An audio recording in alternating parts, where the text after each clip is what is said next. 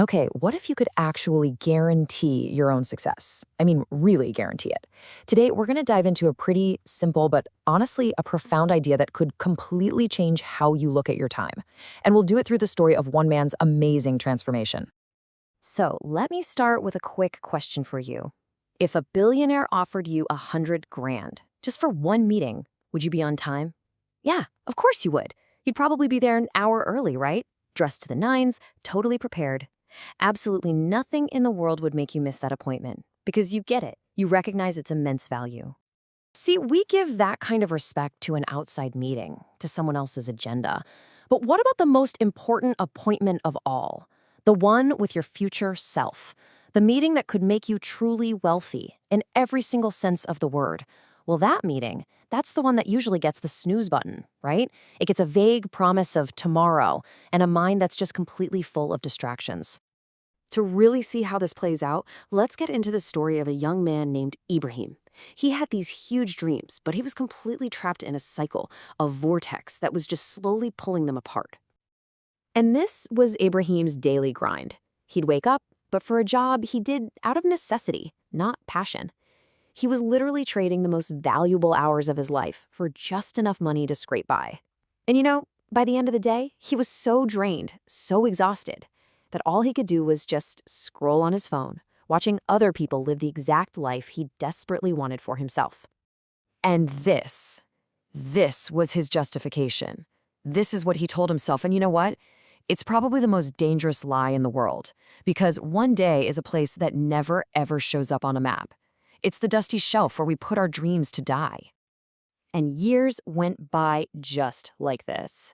Until one rainy afternoon, he's sitting on a park bench, just feeling the crushing weight of all his unfulfilled potential.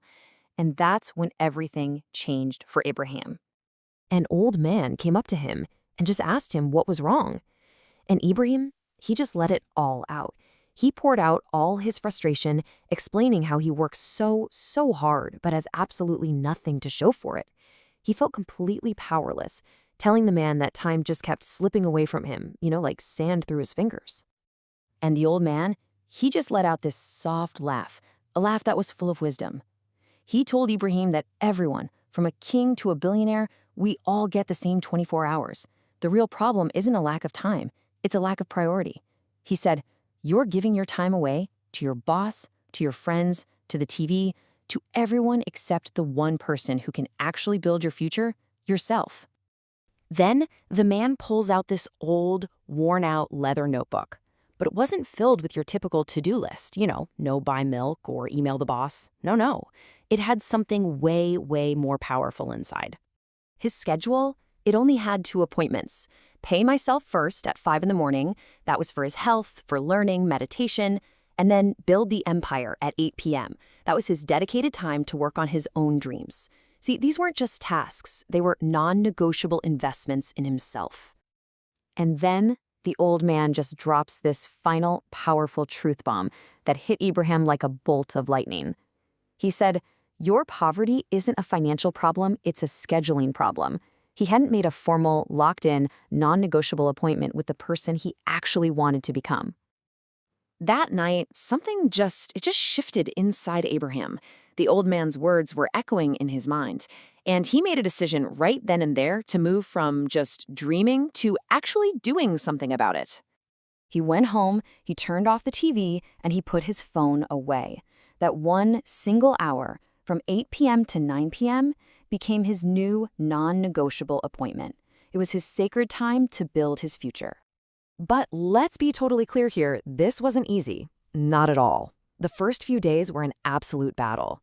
His mind was screaming for a distraction, for that dopamine hit, and his body was just tired. But he kept remembering the old man's words, and he just pushed through. And slowly, that consistency started to compound. That 1 hour a day became 30 hours a month.